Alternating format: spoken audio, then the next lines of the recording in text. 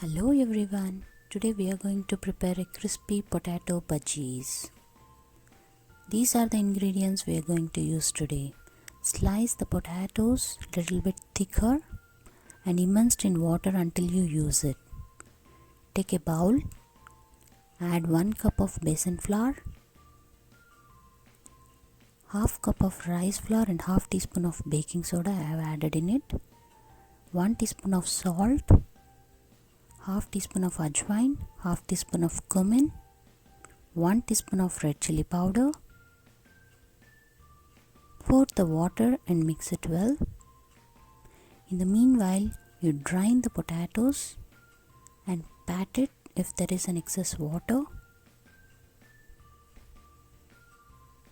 See, this batter should be little bit thicker than the dosa batter. Coat the potatoes and slide it into the hot oil one by one.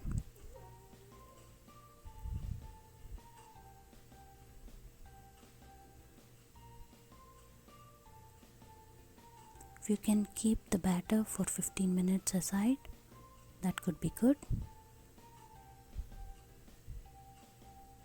Flip it and cook until it is golden brown. Our yummy and crispy potato bhajis are ready. Thanks for watching.